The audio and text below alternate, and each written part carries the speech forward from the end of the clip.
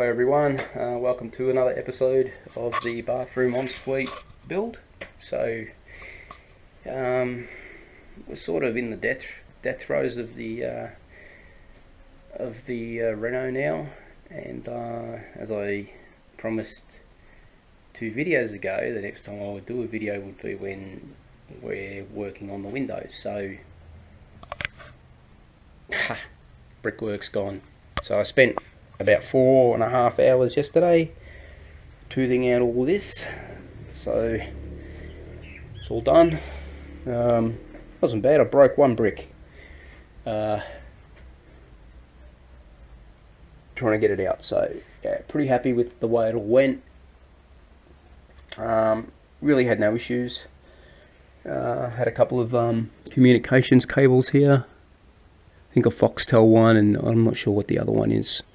It's it might be the fibre optic. So just past these, just you see where the wires come out here. That's the communications box there. So I couldn't go any further that way, as I was saying. So it's probably the perfect spot to have stopped the window. So this morning, what did I do this morning? Oh, going back to last night, of all days, you know, I pulled in at perfect weather all day. Blue skies, it was hot to the point where we actually got a little sunburnt. And then around about 5 o'clock, the weather decides to change and a big thunderstorm rolls in, and the rain never blows this way towards the front of the house. Never, ever. It always blows usually north, or it'll come in from blowing from the southeast. It never comes in from the west. So but it decided to, so I had to quickly scavenge up some masonite boards and nail them into the brickwork, and yeah, it held. It didn't rain for long, but you know, these Australian thunderstorms, you know, they don't last very long, but they can cause a lot of damage in a short amount of time. So, but yeah, all good. Everything's dry. I'm just waiting on my father to get here so he can give me a hand to bring the window round and put it in. Should that fail transpire, my next door neighbour gets home at 5 o'clock and he'll help me bring it in, and I can nail it home and do what I've got to do here. So yeah, so I cut out the insulation this morning and just bored it around the corner, and I used a couple of like these gang nails that hold shade cloth down. So I had a whole heap of these. They're cream colour. I don't know where I got them from, because I've never had cream shade cloth on my property. So I just decided to use them, and they work perfect. So that's good. Yeah. So I'll pick up on the video when we actually get something done. Okay, nice open gap there in the wall. So I've put down a bit of the insulation down here just to work as a water membrane. So that's all. It's all been toothed out. As I was saying earlier, the only brick I broke was this one here. So I nearly completed the job, but as I say, there's always one of everything in life. A dollar short, a nail short, a screw short, one number off winning the lottery. So yeah, that's the way it goes. There's those telecommunication boxes. So we got fairly close to those. So yeah, the window couldn't go back any further. So yeah, I'm going to attempt to put it in now. Okay, the window's in. Still got to fine tune a few things, but she's in. And looks great from the outside. So yeah, no hole in the wall tonight. And yeah, now I can start on fine tuning everything.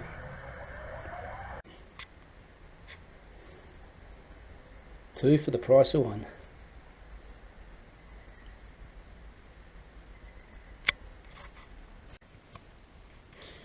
Okay, been working on this window, um, inside and outside.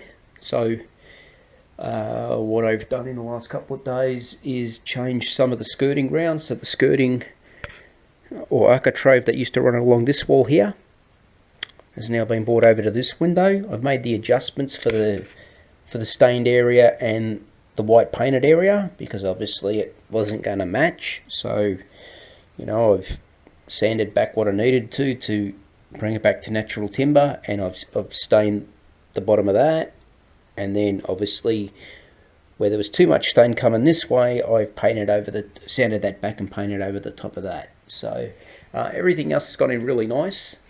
So this left-hand trim's gone in really good along the top there.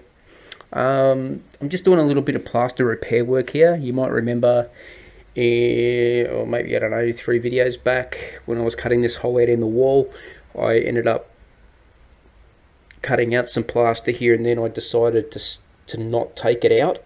I decided to leave it and see how the window would sit in there. Well, yeah, I've added that piece back in, and I've now got to just blend that in and put the architrave back on, and yeah, that should finish that off inside.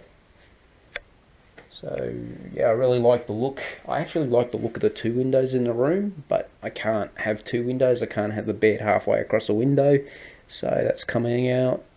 And yeah, I'll take you outside now and I'll show you what I've done with the brickwork. So hopefully I'm planning to get that done on Monday the 14th of November. So yeah, I'll take you outside now. Okay, I spent most of, I spent a few hours yesterday making all the cuts for the 2 sides of the window here.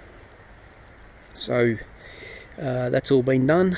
As you can see, I've just set them in place for the moment. Just because I did. Window's all dirty now, obviously from cutting the bricks, but I'll give that a nice wash down once everything is, all the bricks have been laid, and that should end up looking really good there. They're all the offcuts from that window. So as you can see, most pieces are pretty much that big. So it was like a quarter I had to take off a full brick in order to get a half brick in beside it. So it runs, say, a 3/4 brick and a half brick up to the window on both sides. So I've got a little bit of rubbish to get rid of there. One other thing I've been playing around with is this door. So I'm not sure if I mentioned it in one of the previous videos, but you used to stand on the side here and there was a massive gap, and I couldn't work out why I had the gap there. And yeah, it turned out obviously because I had no architrave there. So today I went and bought some architrave for it, trimmed up the bottom ones, installed some architrave here. You're going to get a slight gap because this is a 740 door, something like that, 720, 740. And probably really what I need on here is a 770, which you can get a 770, but then a 770 when it comes all the way back to its limit, it will actually hit the plasterboard. So what I would need to do is get a 770 door, and then I would need to take maybe 10 mil off the edge of it to have 10 mil clearance between the door and the plasterboard. So that's something I can look at a later date. As you know, this door only cost me $15, so it's no big loss should I need to change it out. Still hasn't been painted, still in the setting up process, and but yeah, it's a lot better than it was. I still don't have the guide on the bottom yet. I've got a couple of little things, they call them they're like a bump stop. It's to stop the door jumping. So they've got to be screwed to the top yet. So yeah, there's a few little things that still need to be done on this door. But I figure if I get it all set up correctly on here, and I decide to go and buy a 770 door in the future, at least everything is set up. All I've got to do is undo the 4 screws, 2 in each roller, and that's it. Just screw them back onto the 770 door, and off I go. So I'm a lot happier. The gaps obviously reduced a lot. You know, can be pulled. You know, once the guide's on, it closes up a lot. So yeah, from face on, you can't see a gap anymore. So if anything, the door's now casting a shadow there onto the architrave, which is really good. That means that no light's going to come in through that through those cracks at night.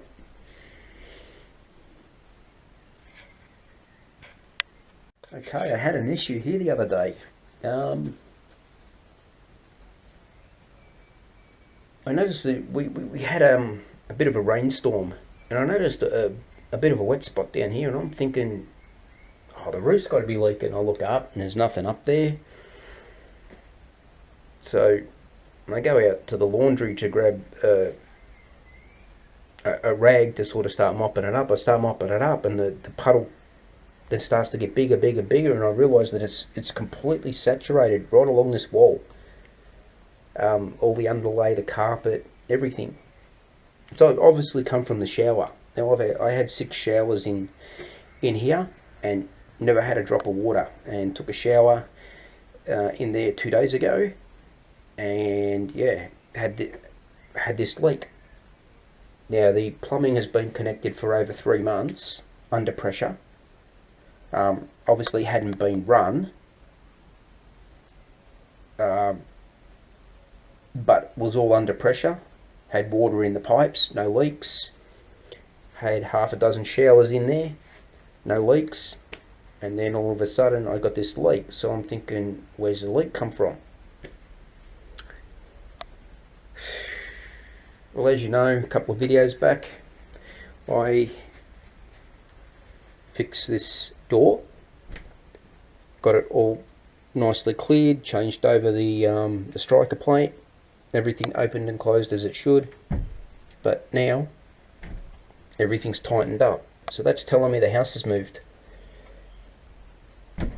So yeah, it's actually tighter than it was before I'd made the adjustments. So I know the house has moved. We've had a lot of rain recently, so you know, I'm noticing some cracks in the plaster. I noticed a crack up there in the cornice, and as you know, this is a new piece of cornice that got put in. So obviously sections of the house are moving this way. So I'm thinking to myself, well, it can't be a pipe. It can't be a leaky pipe. Because if it had been a leaky pipe, or a leaky connection, it would have leaked over the last 3 months. So I'm thinking it leaked in behind here, in behind these plates, because as I mentioned, I was going to silicone it, and I never did. So after the leak, I came in here and I pulled these off, and it's completely dry behind there. It's dry as snuff. So it's not leaking from behind there, and I took the shower up this end. I didn't take the shower up this end, so there shouldn't have been any water on this one to start with. But the leak seems like it radiated from about this point because of where the wet spot was on the carpet. So it's obviously somehow run under the wall and out through there, but then it's spread along the length of the wall. So I'm thinking, what else can it be? So another job I hadn't done was, as I said, in this grate here, got PVC there, meeting the stainless steel grate, but that PVC has a flange on it which comes right up to the bottom of the grate, and water's going down, not coming up, so it shouldn't have leaked, but I've put silicone around that now. One other thing that I have done, and one thing I noticed too, was I'd let this dry out for a couple of days and had a wet spot. There was a wet spot here on the grout. Everything else had dried out. All the grout had dried out. There was a wet spot here, and there was a wet spot here, but I couldn't see any. I really couldn't see any holes in the grout. And the other thing is too that even if the water got through the grout, it has to go through 20 millimeters of tile cement before it can run out under the wall. So from the surface here, it's 30 millimeters high. It's got to run through 30 millimeters of grout and cement to get out under the wall. Same along this wall here. So what I've done, and I didn't really want to do it because I don't like the look of it, but I've run silicone along this grout line here. Now I haven't tested the shower yet, but I figured do this because you can always cut that silicone out. I can always rake the grout out, I can re-grout it, I can make it look nice again. It's just a little bit of time and effort to get it back to the way it was. But I thought I've got nothing to lose. I got the silicone, won't cost me anything, just silicone it. So we're just about coming up on 24 hours since this was done. So I will wait till tomorrow. And then I know 100% that it's completely dry and sealed. And I'll do a test run. See if we get any water.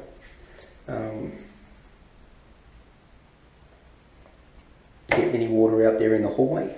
So I've gone right around with the silicone, right around there, around that outside perimeter, because that's the only place it can be leaking from.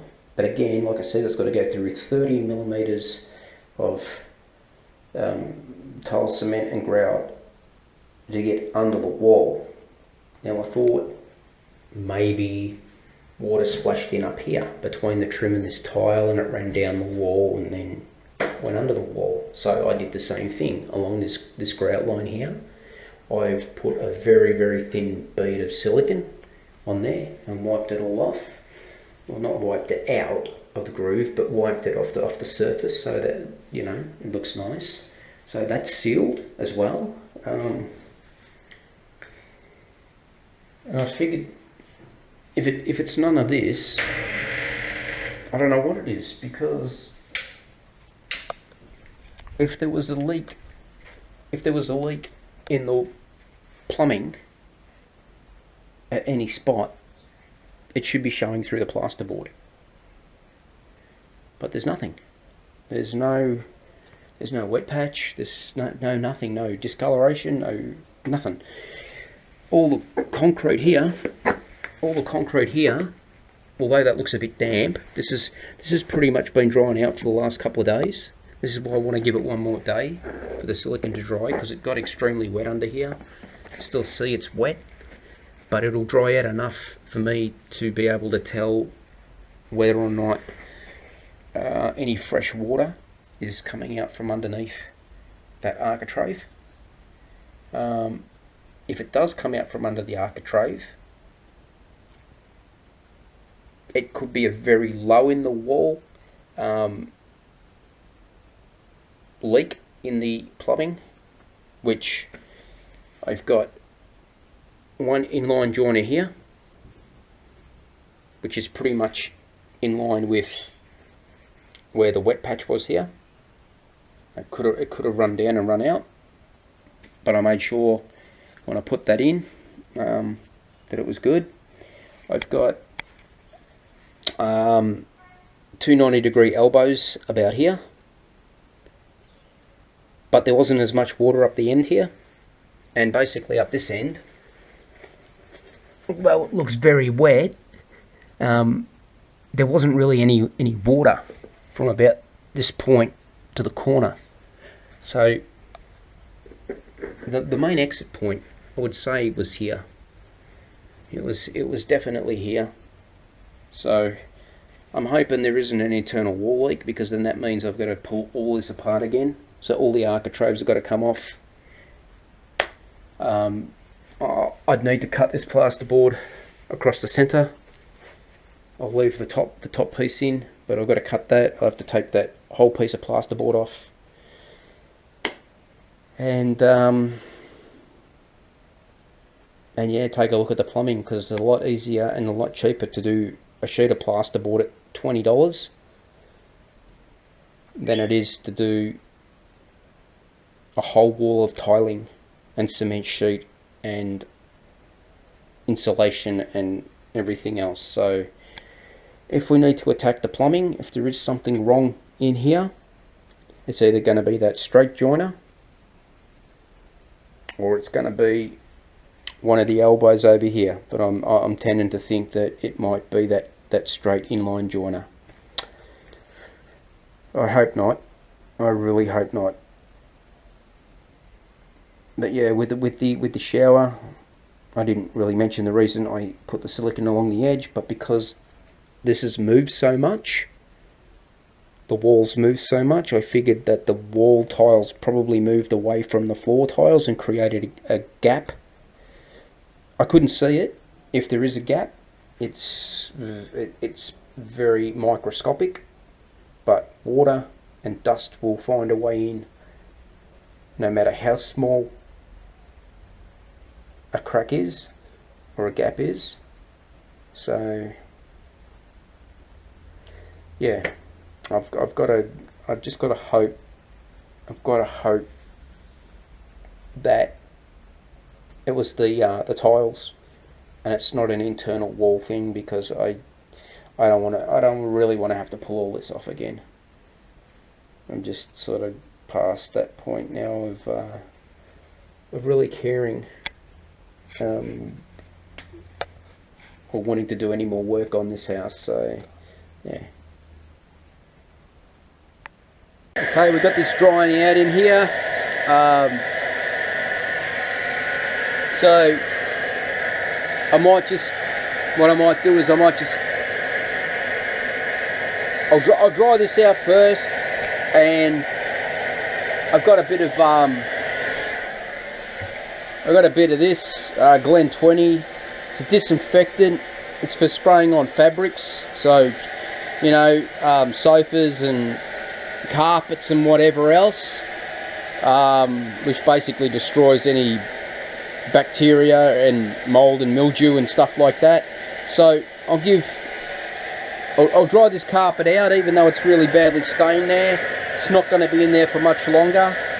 I'll see how it dries out, make sure it doesn't smell, hit it with some of this, and yeah, but I still think it smells damp. It doesn't smell moldy, it smells damp. So if I think it still smells damp and I'm not happy with it, I've got enough carpet left over from where I cut it out of that wardrobe, and I can put a piece in there, because it's out of sight, out of mind, and we'll get that repaired. Okay guys, got all the carpet and everything back in. It's all dry. I put some talcum powder down on the concrete itself, which was a little trick a carpet layer taught me, or told me about, I don't know, 15 years ago. He said it's really good for absorbing any extra moisture that might still be in the concrete. So that's gone down. Put the underlay back down, sprayed some of the antibacterial stuff on top of that, then put the carpet back down and sprayed some more on that, and I've just left it for now. The white stuff you see in the corner is not talcum powder, that's actually builder's filler, because I had mice actually eat through that architrave. Ate through it.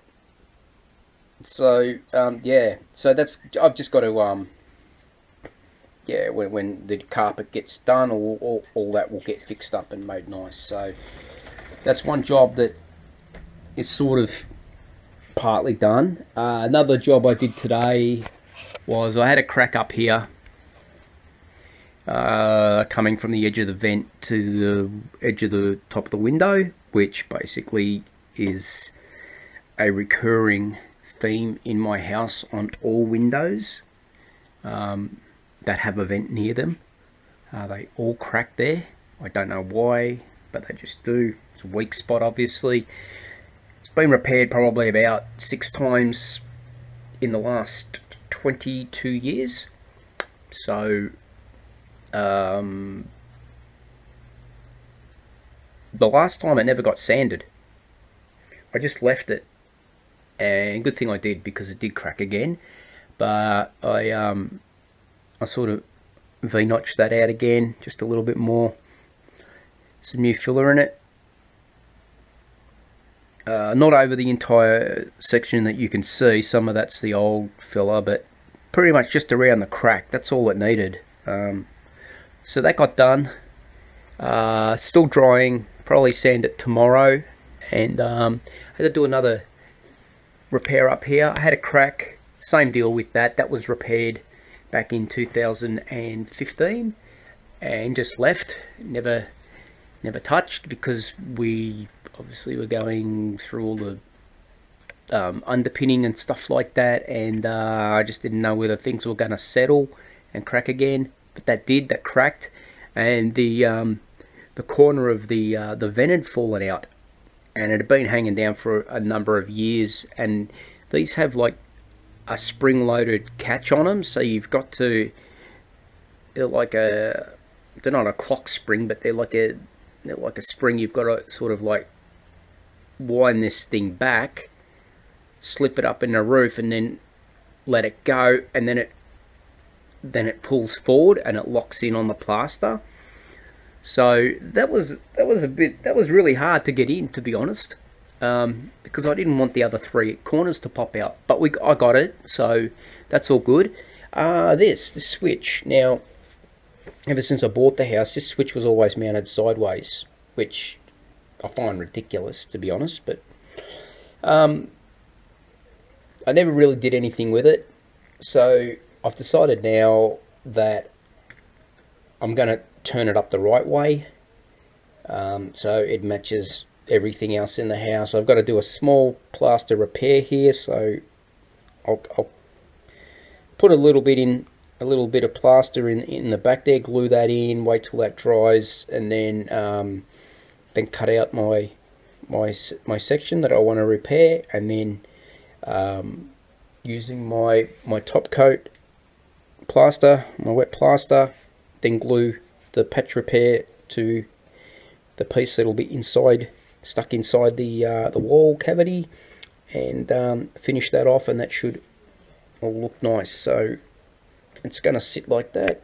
I'll change that switch around, so it's facing up the right way, and that'll be all good. So that's another job out of the way. And then obviously I've got a little bit of this paint left out in the shed, so I'll be able to do the paint repair there and the paint repair up there, and that'll do it for now. The rest of the room has held up pretty good, because it's only ever been a storage room in here. It's never, and no one's ever occupied it during my ownership of the house. So yeah, the paint's never got bashed around. It's still in really, really nice, clean condition. Might not be a modern colour. It's a sand pearl, which is sort of like a cream, I guess. It's not a yellow. It might look yellow in the footage, but it's actually, yeah, it's a nice colour. It is. It's a nice colour.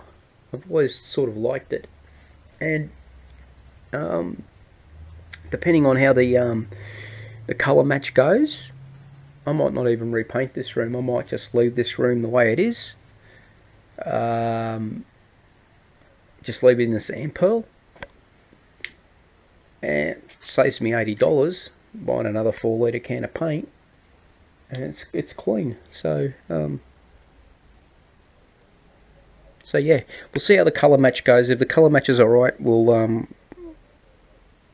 yeah, we'll leave it. Still no signs of any water leaks down here. So it's been a couple of hours since I shot the last lot of footage. Like, I've been checking here. This isn't water. This is obviously glue, some sort of glue, where they glued the carpet strip down. So there's lots of different colours down here that sometimes look like water, but they're not actually water. So I've been checking that constantly. There's no leaks there whatsoever now. I don't know, like I said, I don't know why it originally leaked. But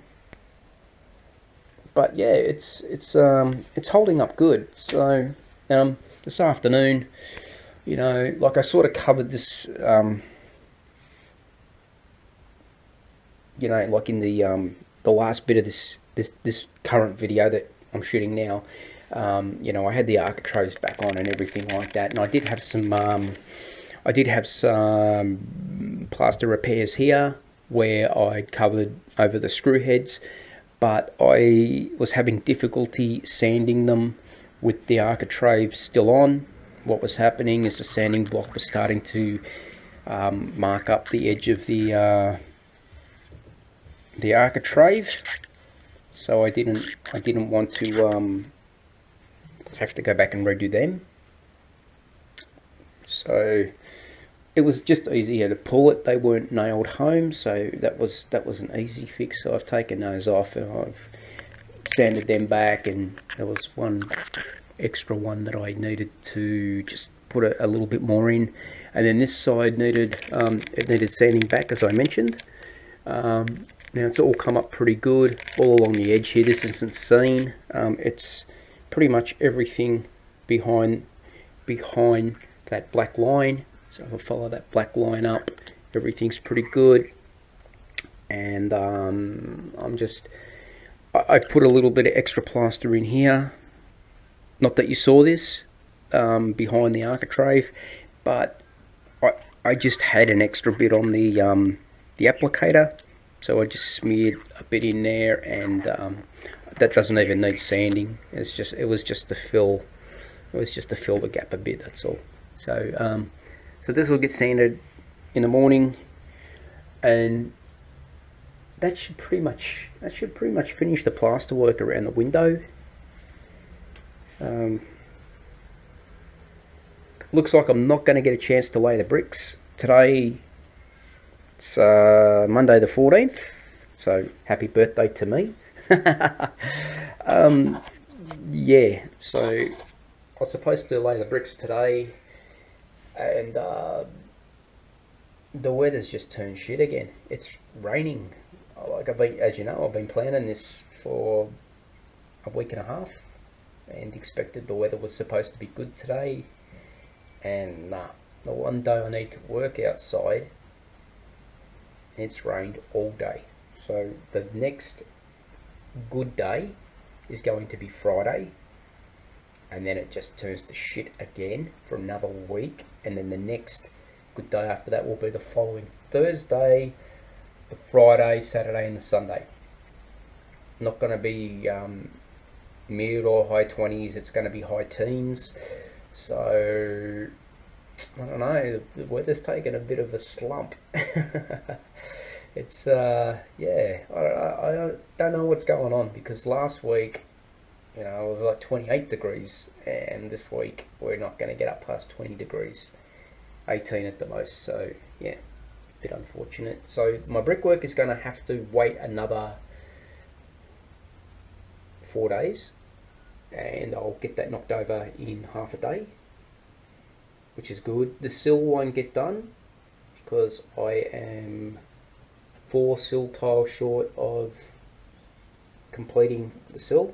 I do have the sill tiles, but they are on that window, and that side of the house gets more rain than this side of the house. So in order not to get rain inside the house, it's better that I leave those sill tiles on this window, under this window, until I am ready to remove the window.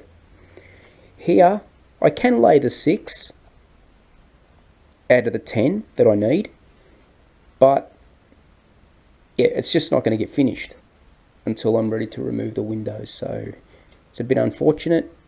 I'm lucky I had the 6. I know I had 5 left over from the first bathroom that I did, because we obviously pulled this window out, so that took 10 tiles, but the replacement window, which was smaller, that I put in there, only required 5. So I had 5, but I found another one, so I sort of got a little lucky on that one. What else? Nothing, guys. I'm just trying to find things for the sake of filming, because I am so bored. I've got my supervisor here, as you can see, Mr. Champion GoPro man. Hey, he's had a bath today. Had a bath in Dad's hands under the tap, so he's all happy, and Dad's all dirty. Okay, I've started the repair on